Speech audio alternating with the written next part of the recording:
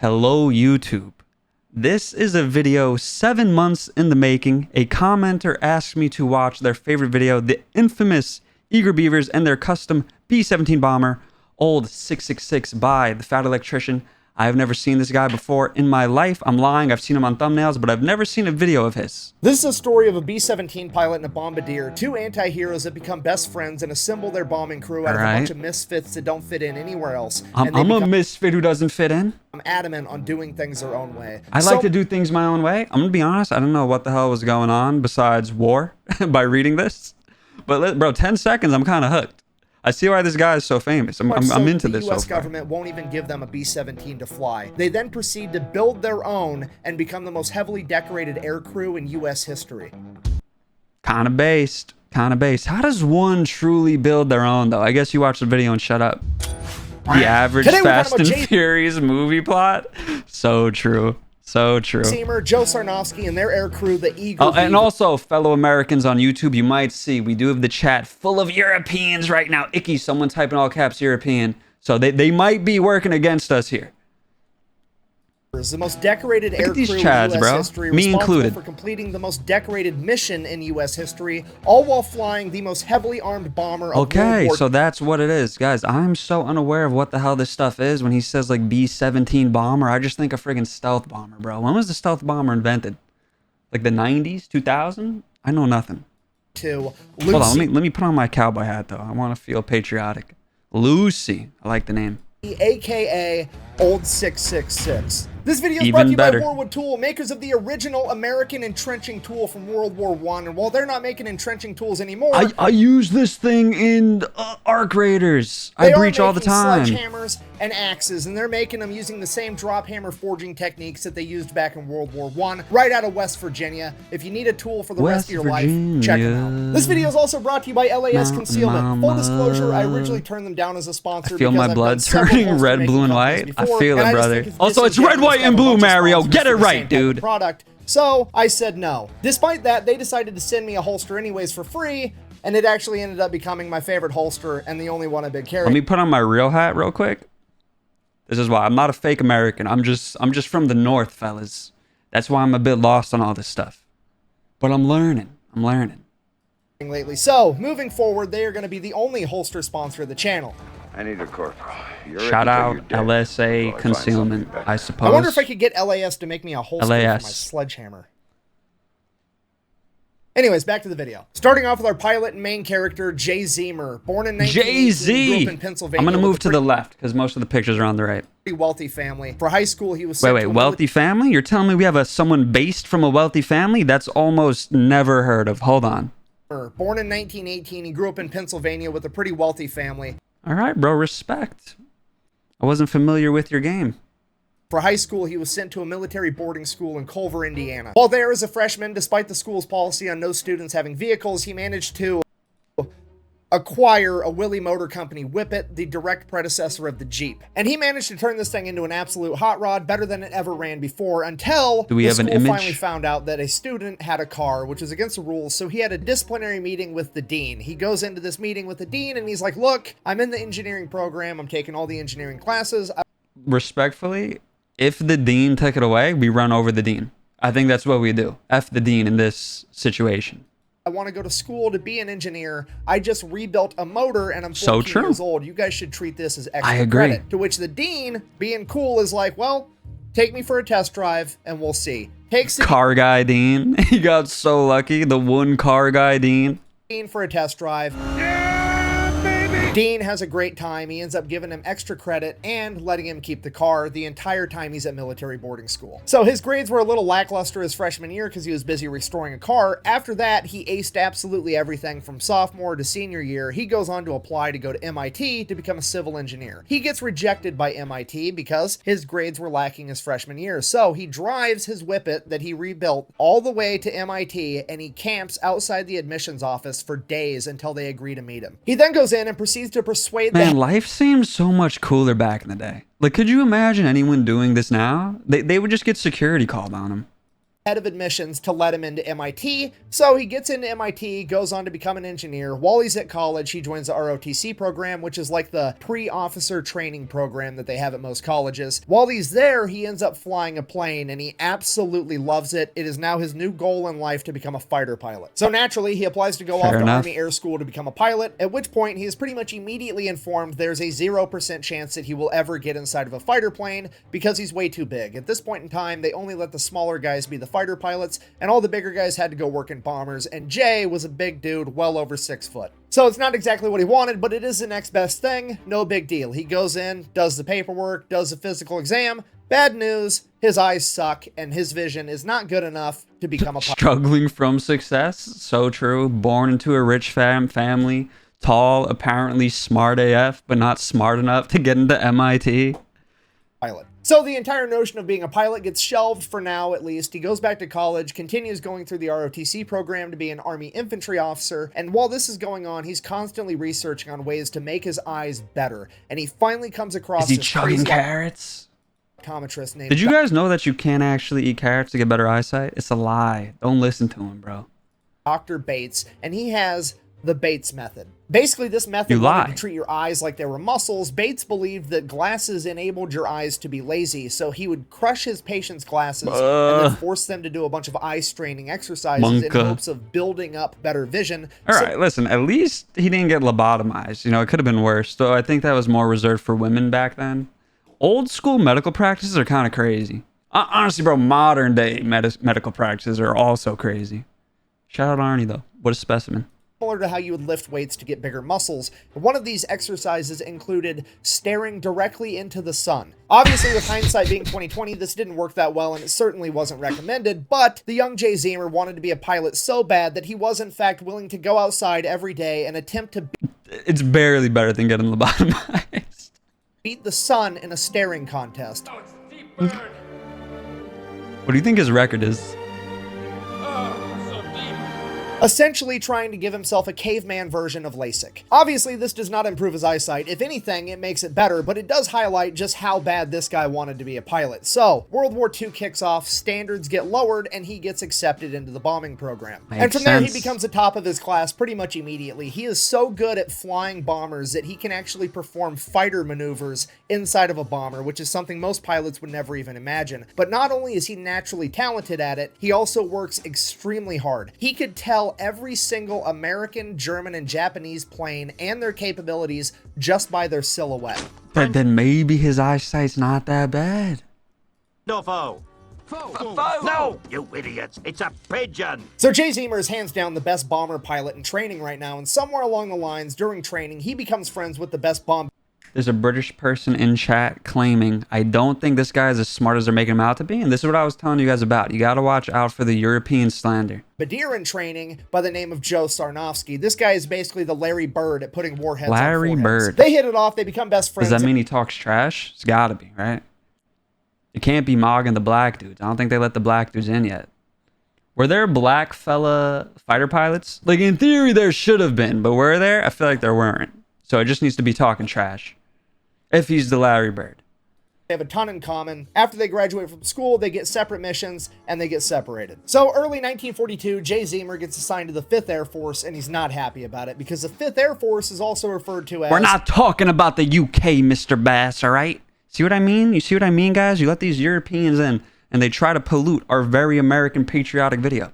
The Forgotten Fifth. The reason they're called that is because they are stationed in Australia, and their job right now is to basically run a containment war against Japan, trying to slow them down and contain them to the Pacific. And at this point in time, nobody cares about the Pacific theater. The entire world is watching the European theater as America and Great Britain fight their way through North Africa into Italy to take back France and eventually overthrow Germany. That's where the majority of the funding's going. That's where all the attention and glory is. That's the place where young, motivated men like Jay Zemer want to be. But that didn't happen. So Jay shows up to Australia. He is the FNG, the fucking new guy. Nobody trusts him. He has zero street cred. Nobody wants him in their crew. Now, this is partially due to the fact that he's a new guy, and that's just how it goes for new guys, sure. But mainly, it's because the Japanese are kind of kicking America's ass right now. It's mid-1942. America... Damn, bro. It's just like the World Series. Just got involved in this war. A lot of their pilots are inexperienced. a lot of their equipment's outdated, and everybody's giving all the funding to the European theater, so it's not a great time. And you gotta remember, since this is 1942, America hasn't come out with the Hellcat or the Corsair yet, meaning that America has no fighter plane capable of going toe-to-toe with the Japanese Mitsubishi Zero. So even if the bombers did have a fighter escort, they weren't capable of going toe-to-toe with the Japanese Zeros anyways, so it has never been more dangerous to be inside of a bomber, and it has never been more important to have everybody in that bomber crew as good as possible to increase everybody's chances of survival. If so facto, nobody wants to risk it on giving a new guy a shot. So it becomes apparent to Jay early on that if he ever wants to get up in the air, he's gonna have to do some gangster shit. So he goes over to the bulletin board, and on that bulletin board are the missions that are deemed so incredibly dangerous that they are volunteer basis only, and he starts volunteering for all of them, filling in any position where he's needed. The majority of these missions would wind up being reconnaissance missions, which is where they're going to take a B-17 Flying Fortress. Instead of filling it with bombs, they're going to fill it with extra fuel tanks, equip it with cameras, and send it way off into enemy-held territory all by itself to hopefully get some valuable intel. Now, as I'm sure you can imagine, a single bomber flying alone in enemy-held territory is extremely dangerous, and nobody is about to let their pilot or co-pilot be the brand new guy fresh out of school, so Jay just has to fill in wherever there's a gap. Over time, he winds up doing everything. He's a tail gunner, a ball gunner, a waist gunner, a navigation guy, a radio guy. He can do everything, and eventually... And this dude really is the main character. I feel like Mogged, and he's probably been dead for like 60 years by now, but I'm Mogged, dude. I'm too Mogged. He works himself up enough credit that they let him be co-pilot for a little while. And while he's working as a co-pilot, he figures out something very, very important. You have to remember, he's an engineer. He loves taking things apart, figuring out... I forgot. He's smart too, man. We're getting mogged by the nerd. How they work, why they work, trying to make them better. And while he's sitting in the co-pilot seat, he figures out how the Japanese Zeros are tackling the B-17s. He you have to remember, figures this is it out. 1942. The No way. B-17s that they are flying are the B-17Bs. They are the first generation of mass-produced B-17s ever, and they have one fatal flaw, and the Japanese figured out how to exploit it. You see, the B-17s have a ton of machine guns all over them to defend themselves. They have a tail gunner, a ball gunner, a waist gunner on each side, and a turret on top. Which gunner would you be? I'd be a ball gunner. Just looks fun. The problem is, none of those can shoot in front of the plane. The only thing the front of the plane has is two 30 caliber flex guns, which you can kind of see right here, which might as well be nothing at all when it comes to shooting down an actual plane. Later generations of the B-17 would end up getting more firepower and turrets on the front to help alleviate this issue, but at this point in time, they didn't have that, so the Japanese Zeros would approach from behind, well out of range of the machine guns, pass the B-17 altogether, and then go and do a U-turn and approach the B-17 head on and shoot it down. This is just making me want to play Battlefield. I want to go try to do fancy jet maneuvers, but inevitably crash and die. 17 had no way to defend itself. And during his time as a co-pilot, Jay Zemer caught on to this and developed a plan. Fast forward, Jay Zemer on his first mission, he finally got enough street cred, and there was finally a mission dangerous enough that they were going to let him be the pilot. Sure enough, a Japanese Zero shows up, does the exact same thing, passes outside the range of the guns, does a big U-turn, comes back to confront Jay's B-17 head on. As soon as the Zero gets within range, Jay takes his B-17, turns it up on a wingtip, and banks, exposing the belly of the B-17 to the Zero, forcing the Zero to go the exact opposite direction and down, putting it directly in the firing lines of both the belly gunner and the tail gunner, shooting down the Zero. And that is just one of multiple combat maneuvers that Jay has engineered inside of his head, pushing the B-17 airframe to its absolute limit. Fast forward into the mission. I've never really looked into how any of these have ever worked, and it's kind of base, dude. Shout out Mr. Jay Zemer. What a tactician. And like, as I'm sitting here in my office chair, I'm like, that makes so much sense. Why hasn't anyone ever thought of that before him? But like, in the moment, that's pretty like hype of him to figure that out. But like, still, I'm still sitting here just being like, how has no one else thought of that? It seems obvious. He lands the plane, but I guess no it wasn't. problem. The entire crew gets out and swears that they are never getting on a plane with Jay Zemer flying it ever again. And that becomes a new norm for a couple months. Jay went from the new guy that nobody trusted to fly to now he's so good, he's crazy, and we're scared to fly with him. I guess that makes sense though. Like, even if you have like a friend who's mad good at driving and he's sick in the head, you're a little bit scared. You're a little bit scared when you get behind the wheel with him. A bunch of new reinforcements showed up on the island, and among them was none other than his best friend, Joe Sarnofsky. So Jay and Joe start volunteering to go on a bunch of dangerous missions together. Same thing happens every time they fly on a mission. Pretty much everybody else on the plane refuses to ever go on a mission with those two That's fair. ever again because they're absolutely crazy. I think I would refuse to go on with him, with all due respect.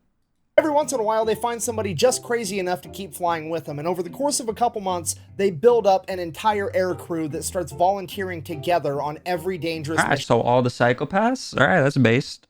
That's what you need in war, respectfully. mission available, earning them the nickname the Eager Beavers. Making up the team, we have Bud Thor. You think they came up with the name, or do you think it was given to them? All right, let's check these OG names, dude. OG names are so cool. I'm not going to read that word, Schaefer, because YouTube is the worst thing on earth. Hopefully they don't see it up there in that video. But anyway, what was I saying? Oh yeah, old names were so cool. It was God tier. Specifically like old baseball names. Let's see if just old normal people names were cool. Apparently the only man smart enough to be a navigator and crazy enough to fly with these guys. And then, of course, we have Jay Zemer as the pilot. Joe Sarnofsky is... It's like 2 for 2 we're cooking. Joe Sarnofsky, this is just a Polish-American dude. We'll take it, I guess. ...a bombardier. And from there, it just gets completely out of hand because after that, we have the radio expert, William Vaughn, a.k.a. No, Willie. I guess they're He's normal. one of the most experienced bomber crew members in the entire U.S. military at this point that's been on countless missions, one of which his B-17 landed to refuel when his crew was ambushed by 500 Japanese soldiers. They took the machine guns out of their B-17 and proceeded to defend themselves in a firefight for 10 hours until the Australians showed back up. And during that 10 hours, Willie had 14 confirmed kills, 4 of which were in close quarters combat, 2 with his Colt 45 1911, and 2 with his knife. Jay Zemer said he didn't plan on getting in any knife fights at 30,000 feet, but if he did, he had Willie. Next, we have camera expert and waist gunner George Kendrick. Typically on a B-17, you're supposed to have one waist gunner on either side of the plane, but Kendrick preferred to man both sides completely. One sec real quick. This is about Willie. The cogs in my brain were spinning. Like, in a war, you would want someone who's best with guns, but still, my little monkey brain is way more impressed by the knife kills.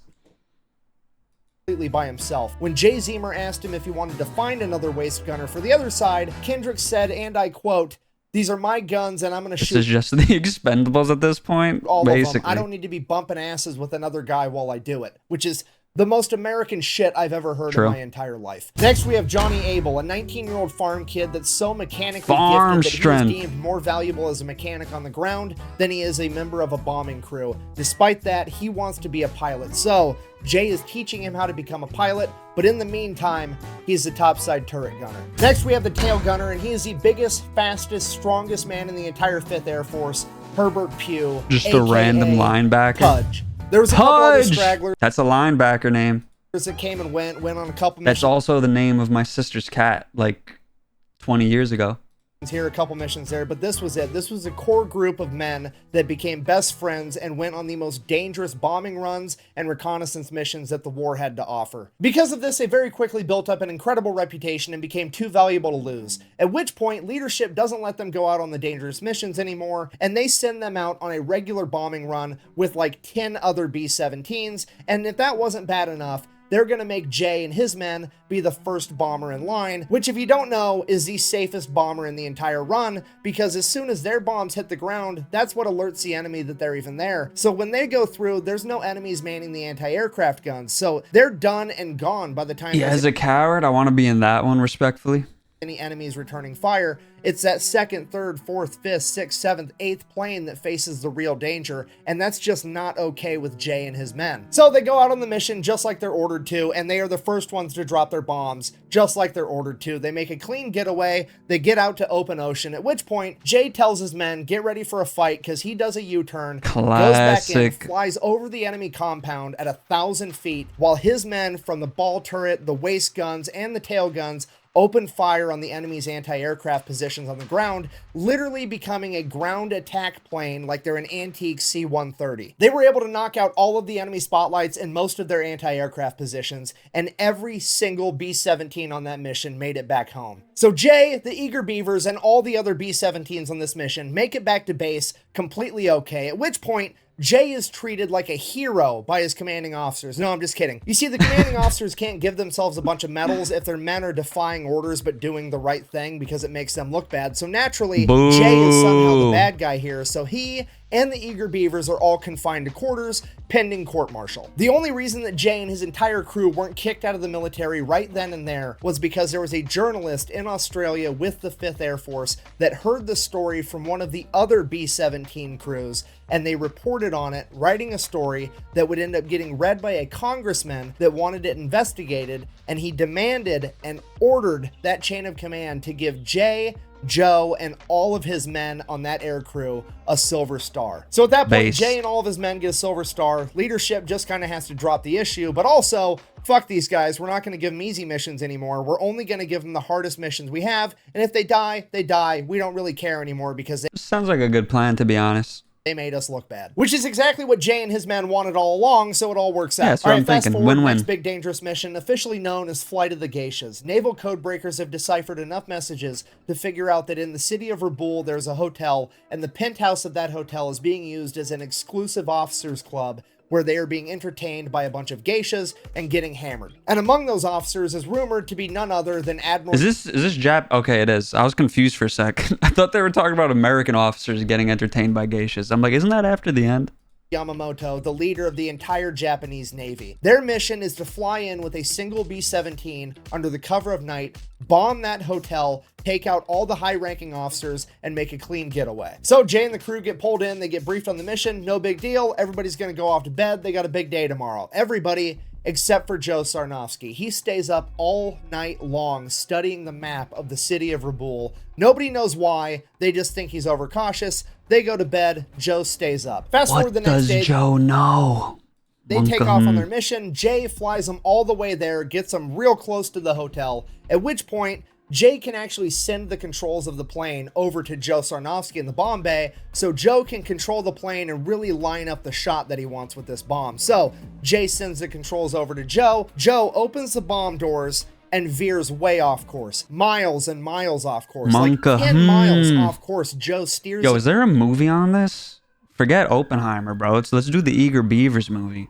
This plane, essentially blind, driving the plane just from what he can see outside of the bomb bay. And then, before anybody even knows what's happening, Joe just says, bombs away, drops the bombs on a seemingly random location, and sends the controls back over to Jay. Everyone is completely confused. Nobody knows what's going on. The bombs make impact, and there is a humongous explosion, way bigger than this 500-pound bomb could have ever done on its own. Joe had just hit a major ammunition depot for the entire Japanese Navy, and his single bomb set off a chain reaction, blowing up the entire facility. Come to find out, Joe Sarnofsky didn't feel right about killing innocent geisha girls, and he decided that... The ladies' man, Joe. God damn it, Joe. God damn. At least Jay Zemer's getting kind of mocked by Joe. We couldn't let Jay Zemer get all the spotlight. He was going to find a target that was just as, if not more valuable than the officers club, and blow that up instead. So they make it back to base, tell leadership everything that happened, and leadership is absolutely furious that they decided to do their own thing instead. They interrogate the entire crew, but nobody is ratting on Joe Sarnofsky. Yeah, something, didn't you, Jerry? I did not say nothing, man. Why you always... I did. What you say? I told him I was banging his wife. So as a punishment, they're ordered to do the mission again, and this time do it right. But that is essentially a death sentence, because now they know that the Americans are bombing the city and they're going to be on high alert. So they're just going to do it anyways, and I think leadership was actually trying to get them killed, but it's not really going to work out that way. So crew goes to bed early. Joe Sarnofsky stays up all night again, studying the map of the city of Raboul. And yet again, the same exact thing happens. Jay gets them all the way there completely undetected, sends the controls of the plane over to Joe. Joe opens the bomb bay, veers way off course, miles and miles off course, bombs a seemingly random location, and there is an even bigger explosion than the day before. How does he know? How does he always know? It is an enormous explosion. Jay had just taken out a major fuel depot again for the entire Japanese Navy. They make their way back to base, at which point they are effectively grounded, and leadership will never give them a B-17 to fly again because they refuse to follow orders. All right, now I think we're getting to the part that hooked me. How did these fellas build one? They are given absolutely no credit for single-handedly bombing major fuel and ammunition depots in the city of Raboul. All right, so leadership's being a bunch of dicks. They're not going to let Jay and the Eager Beavers fly any more of the good B-17s, which sucks because at that point, there's really nothing that they can do unless they plan on building their own airplane, which is exactly what they do. So Jay and the Beavers go out to the boneyard, and the boneyard is not just where planes go to die. They go there to be cannibalized for any good parts they may have left to keep all the other planes still running. And what they come across is what used to be a B-17. It has been stripped of every usable part and is covered in bullet holes, and there is no way that this thing is gonna fly. The only identifying characteristics of this plane at all was the faded word Lucy up on the front and the tail number 2666, which would later bring about its nickname. That's where the Old 666 comes from. So now they have a plane, they just need to fix it, a seemingly impossible task, but they have Jay Zemer, the engineer, and Johnny Abel, the 19-year-old mechanical prodigy, that set forward restoring this plane, while everybody else on the crew goes out and steals all the parts they need to do it. I mean, strategically transfers equipment to an alternate location. Some of the equipment that the Eager Beavers managed to acquire included 4 new Cyclone engines, radio equipment, camera equipment, and 19 50 caliber machine guns. Right off the bat, we have a problem because right around the time that the Beavers start finding all of this amazing equipment, a bunch of other air crews seemingly have lost a bunch of their amazing equipment. So a bunch of them are going to go back and try to steal it off of old 666, at which point the only logical solution is for the entire crew to start living on old 666 while they restore This is it all insane. day and all night and spread the word that the 50 caliber machine guns are loaded. And if that doesn't work, This would make for a great movie. That's what I'm saying, dude. Like, can we get this? Can we get the infamous Eager Beavers movie? you get to fight Willie about it. At this point, leadership has completely lost control of the situation. Everybody's calling Jay Zemer and the Eager Beavers pirates, renegades. Everybody's looking at leadership to stop them, at which point leadership is kind of like, fuck, I think they might be talking to me too, and I don't want to fight Willie, so we're all just going to look the other way. Like we talked about earlier in the video, there's not much firepower at the front of a B17, so they take a 50 caliber machine gun, mount it right on the nose cone, and they line it up with the rivet line going down the center of the cab. Is Mr. Jay Zemer about to farm? I fear he's about to farm. And they rig it up so that there's a button inside the cockpit for Jay Zemer to hit to be able to fire the 50 caliber machine gun. So all he has to do... Bros living like me, and when did Modern Warfare 2 come out? Bros living like me and a chopper gunner.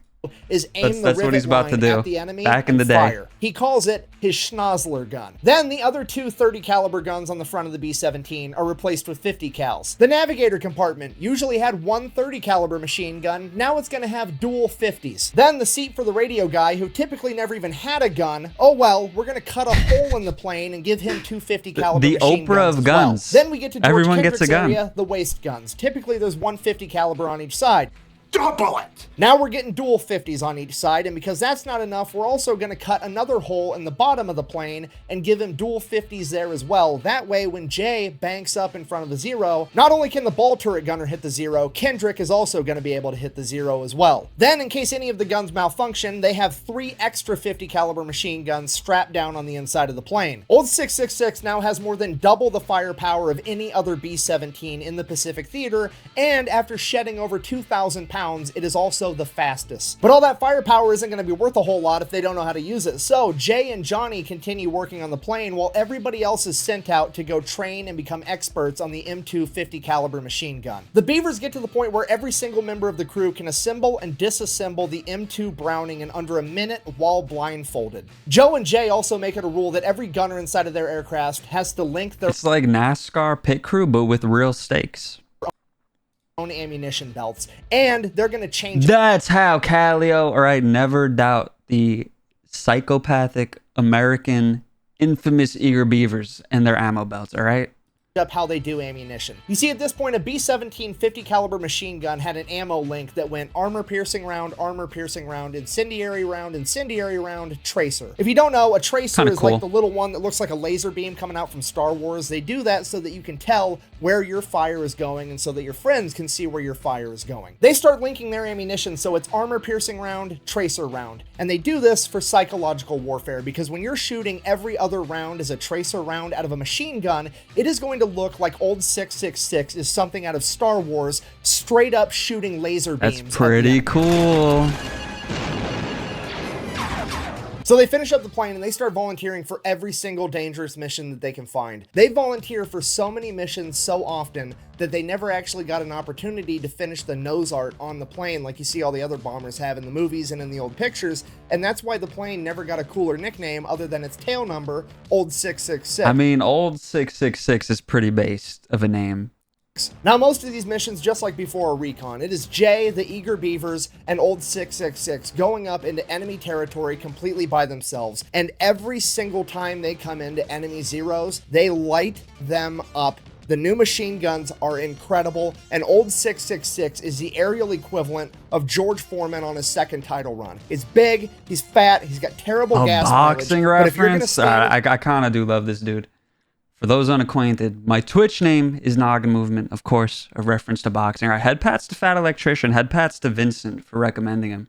in the pocket and trade with them, you're probably going to get put in this the editing. ground. Allegedly, with the combination of increased speed, increased firepower, Jay's piloting tactics, and the entire crew's newfound machine gun proficiency, they were shooting down so many enemies that it became unbelievable. So the crew came back and people started doubting them. So they're like, fine, we're just gonna rig up the cameras to turn on every time we start firing the machine guns. That way, we film us shooting down the enemy fighters. Which is the most world star shit Like the most prolific live leak snuff film of all time. I've ever heard in my entire life. They were literally kicking so much ass that to get people to believe them, they had to prematurely invent the GoPro 70 years ahead of time. The beatings continue for a little while. Old 666, the Eager Beavers, and Jay Zemer build up this enormous reputation, and eventually leadership would approach Jay with the most dangerous mission he'd ever heard of. All right, so here's a mission. The Marines are going to make a 40,000 man amphibious landing in Bougainville, but before they do that, they wanted to get aerial I was footage. about to ask, what the hell is Bougainville? Because it sounds not real, but then I'm like, oh wait, it's probably Australian, and Australians are barely real as is, so it makes sense.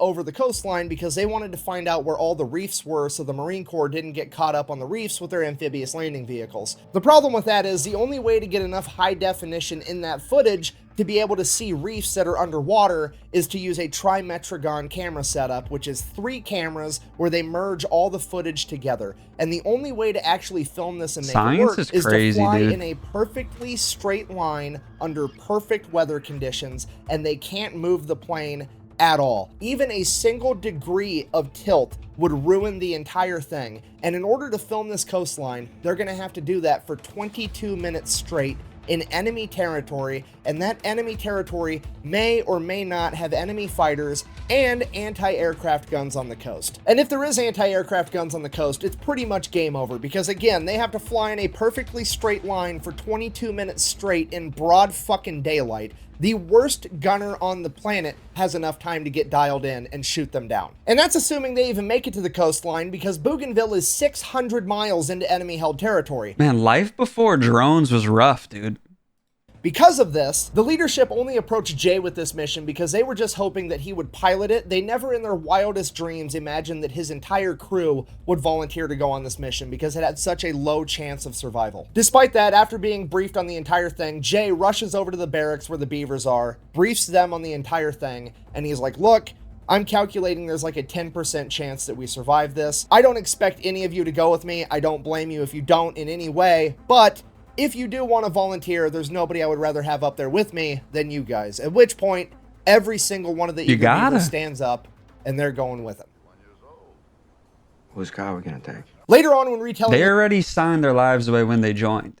So if your boy's gonna die, you die with him. the story, one of the Beavers is quoted as saying, Also, I kind of do think they're all sick enough in the head to think that they're like not killable. Like they think they're too good. And listen, up until this point, they kind of are too good. Though what my brain is thinking is, if they shoot, wouldn't the plane not be super straight? Or maybe it can rattle and shake a bunch. It just can't. He can't do his crazy turns. I'm assuming. he thought so much of Captain No one spoiled this, but I'm terrified this ends terribly in their death somehow. I hope it doesn't. I hope Jay Zemer got to retire and get his geisha with Kowalski that he saved. I forgot his name, but you know the one whose name sounds like Kowalski. I hope that guy got his geisha. Zimmer and his abilities, that we didn't give a damn where we went just so long as he wanted to go there. Anything okay by him was okay by us. Jay then runs back over to the colonel that had just briefed him. As he is pinning the volunteer slip onto the board to collect volunteers for this mission, Jay grabs a paper, crumples it up, says that him and the Eager Beavers are going to take the mission on one condition. He does it how he wants to do it, and they have no further input. He will get the mission done. At which point the colonel agrees, and it's settled. The only thing to do now is to get prepared for the mission and wait for Army meteorologists to tell them that they're going to have a day clear enough to actually pull this off. It's monsoon season, a couple of weeks go by, and then finally they get word from the Army weather guys, hey, tomorrow's the day the weather's going to break, you can get this mission done. So they all get prepped and they take off first thing in the morning when it's still dark out for this dangerous mission. So they take off, they're making their way over to Bougainville, they get like halfway there, it's still dark out, everything's going great, and leadership radios over to Jay and they're like, hey, by the way, extra credit, it would be pretty cool if you could pop up to the top of the island and film Buka Passage as well. We don't need trimetragon footage, just normal footage would work. You can do it while it's still kind of dusk out. If you could get that done too, that'd be great. At which point Jay is like, no, I don't need extra credit during this extremely dangerous mission. That wasn't what we agreed to. The first mission, he's like, nah, I'm good, bro. I'm not doing that. Then they're like, well, too bad, it's an order. To which he just like hangs up on the guy. He doesn't really care. He's gonna do what he wants anyways, because that's been his MO the entire time. Okay, fast forward, they get all the way to Bougainville. It's still too dark out for them to start filming with this trimetragon footage. So Jay asks the crew, and he's like, look, I can do a U-turn. We can fly 15 minutes out over the open ocean, do another U-turn, come back. That'll be half an hour. That should be bright enough by then. Or we could fly like 45 minutes north, film Buka Passage, and then come back and do this after. And the crew is like, whatever, I don't care. So they go, they film Buka Passage, then they come back. It is now broad daylight, so they start filming their trimetragon footage. They get 5 minutes into the 22-minute run, and they come up on a Japanese airstrip. And on that airstrip is over 20 Japanese Zeros, and he can see men running out to the planes to come get him. Yeah, now, I was gonna say, how do you not just die? Monka S. He doesn't realize it at this point, but these weren't just normal Japanese Zeros. This was one of the best fighter squadrons that Japan had that was specifically brought in to go take out Admiral Halsey. And in this squadron, they had 2 aces with a combined over 30 confirmed Otani and Yamamoto. Oh no, dude. Oh no, don't turn the Beavers into Blue Jays, please. This wasn't a specialized badass fighter squadron. 20 on 1 is still completely undoable. They'd gone up against 5, 6, 7 Zeros. They'd never gone up against 10, let alone 20 plus. It's at this moment that Jay has to make a decision because he knows that by the time all the Japanese Zeros get up in the sky, get in their formation, and actually attack him, he's going to have just enough time to finish this camera run. However, then he's going to have to fight his way out, which is probably a death sentence. Or he could cut and run right now, and he's almost guaranteed to be able to get away with a 20-minute head start. He's taken a second to weigh his options and really think about it, and he's just about ready to cut and run, and he looks down at the water and he can just see all these reefs just right below the water, and he just envisions 40,000 Marines and their amphibious landing vehicles hung up on these reefs getting cut down by enemy defenses and machine gun fire, and he decides that he's going to risk it to try to save these guys. And for the next 17 minutes, the crew gets ready for a fight as Jay keeps the plane I don't like this ominous BGM, bro. I don't like this. Completely straight and level in broad daylight as all the Zeros get up in the air to come get them. Fast forward 17 minutes later, 24 Japanese Zeros have caught up to them, and they are trailing just behind 666 out of machine gun range. Right as George Kendrick comes over the radio and says, give me 30 more seconds, 3 Zeros pass along the outside, do their U-turn to begin their attack run against 666. Then George Kendrick radios again that he has the film done. At this point, it's too late for Jay to do his normal evasive maneuver where he plays chicken with one of the Zeros. So he just lines up the nose of the plane and his schnozzler gun with the lead Zero shooting it down. Joe Sarnofsky down below inside the nose cone manning those guns manages to shoot down one of the other Zeros. And the third and final Zero was able to riddle the cockpit with 20mm cannon fire. This fatally wounds both Jay Zimmer and Joe Sarnofsky, takes out all the navigation equipment for the plane as well as the entire oxygen system. Jay Zimmer is now slowly bleeding out inside of this cockpit with no way of knowing where he has this plane headed other than instinct and a compass that he's holding in his hand,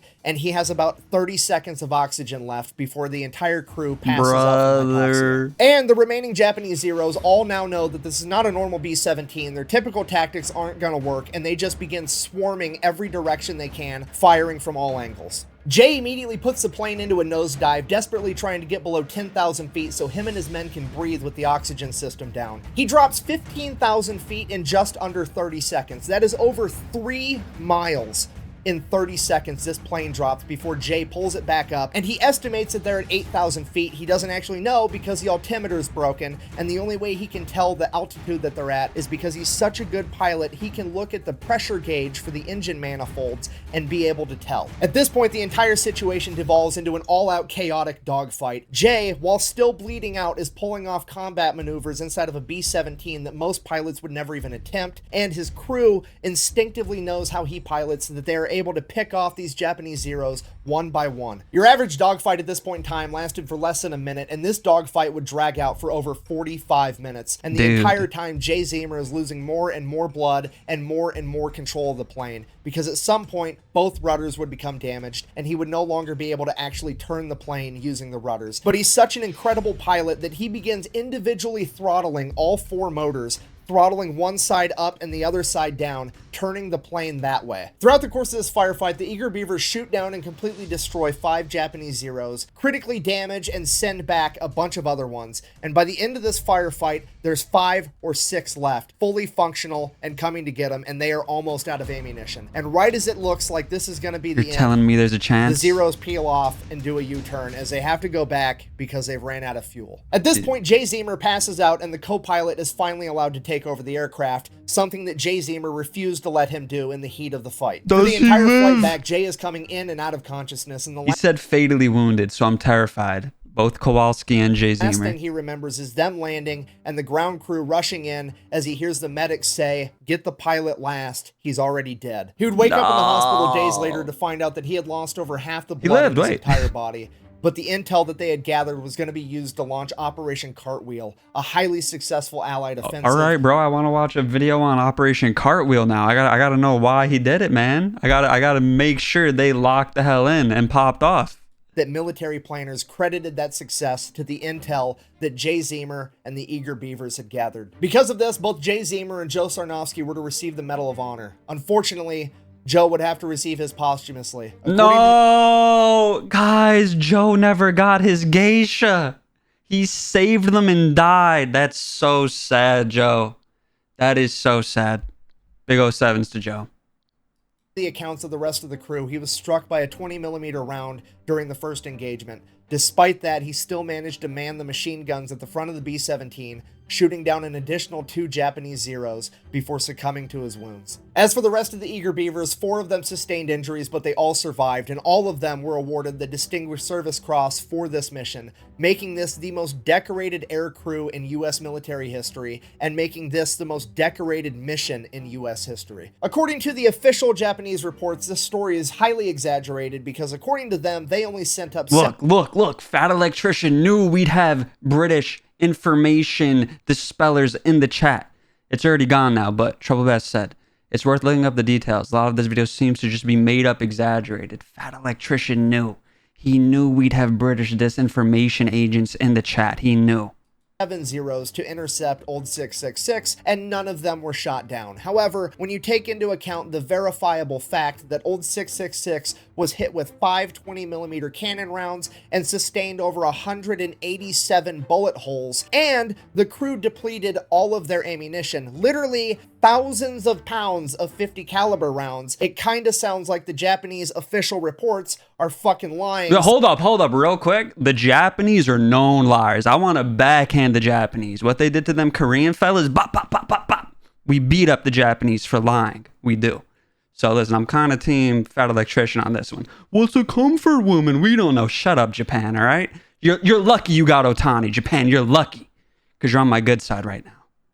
And I guess you're mid VTubers, which I am one, so that they don't look bad. In conclusion, now you know the story of Jay Zemer and the Eager Beavers, a bunch of young men that blurred the lines between bravery and insanity that ultimately were deemed so reckless that the government wouldn't give them a B-17 to fly, so they built their own and became the most decorated air crew in American history. Thank you for watching. Best way to support the channel is go buy some merch over at theFatElectrician.com. Buy his stuff. He's cool. I like him. Yo, that was pretty god tier. I enjoyed that a great deal. I'm a sub to him. I hope that was worth the 7-month wait, Vincent. I kind of think it was, because it was pretty god tier. I see why that is your favorite video. If you fellas are watching this, come to my Twitch. Beat up the EU disinformation agents up there in the chat, or join them if you want. Big salutes. Thanks for watching.